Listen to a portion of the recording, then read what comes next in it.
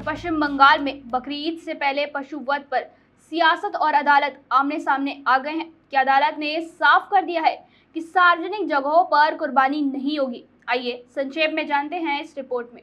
नमस्कार, मैं उजाला, आप देख रहे हैं सत्य सर्वोच्च न्यूज।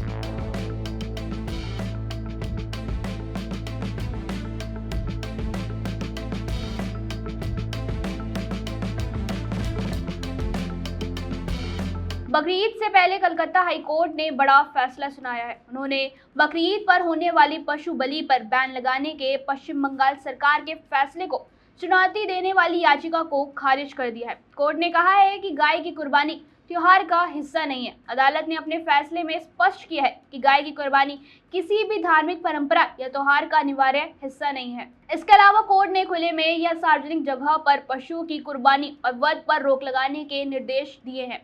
इसे केवल नामित और सुरक्षित स्थानों पर ही करने की अनुमति दी गई है। हाईकोर्ट ने आदेश में कहा है कि गाय की कुर्बानी इस्लाम या बकरीद का कोई अनिवार्य हिस्सा नहीं है। पश्चिम बंगाल सरकार की तरफ से पशु वध से पहले सख्त मेडिकल जांच और अधिकारियों से सर्टिफिकेट प्राप्त करने के नियम लागू किए गए हैं। साथ ही बंगाल सरकार ने कहा है कि फिटनेस सर्टिफिकेट केवल किसी नगर पालिका के अध्यक्ष, किसी पंचायत समिति के प्रमुख और सरकारी पशु चिकित्सक के साथ मिलकर जारी किया जाएगा।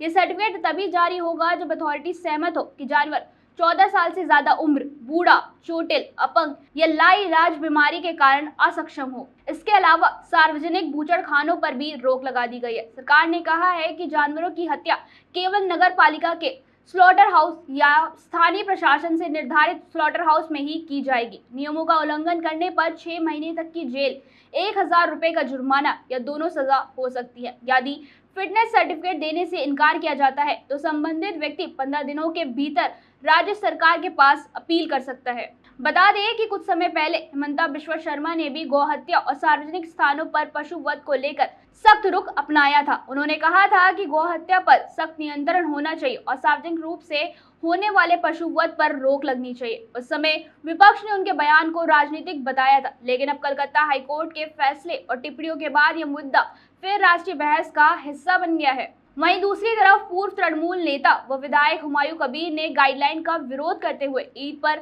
हर हाल में कुर्बानी की धमकी दी है और कहा है कि गाय की भी कुर्बानी होगी, बकरी की भी होगी, ऊंट की भी होगी। सारे पशु जो है वो जायज है, वो कुर्बानी होगी, उसे कोई रोक नहीं सकता। उन्होंने कहा कि कुर्बानी तो सदियों से होती आ रही है, वो तो होकर रहेगी। इस पर भाजपा ने कहा है कि किसी भी हाल में अवैध स्लॉटर हाउस नहीं चलने दिए जाएंगे। राजनीतिक विश्लेषकों का मानना है कि पश्चिम बंगाल में अगले चुनावों से पहले धार्मिक और सांस्कृतिक मुद्दे तेजी से उभर रहे हैं। भाजपा इस मुद्दे को हिंदू भावनाओं से और कानून व्यवस्था से जोड़ रहा है, जबकि तृणमूल कांग्रेस इसे धार्मिक स्वतंत्रता का मामला बता रही है। ऐसे में अदालत का यह फैसला दोनों पक्षों के लिए राजनीतिक हथियार बन गया है। अब सवाल यही उठ रहा है कि क्या कलकत्ता हाईकोर्ट का फैसला आने वाले समय में दूसरे राज्यों के लिए भी मिसाल बनेगा? क्या सार्वजनिक स्थानों पर पशु वध को लेकर देश भर में नई सख्ती देखने को मिलेगी? क्या धार्मिक परंपरा और कानून व्यवस्था के बीच संतुलन बन पाएगा, या यह मुद्दा आने वाले दिनों में देश की राजनीति को और ज्यादा गरमाने वाला है?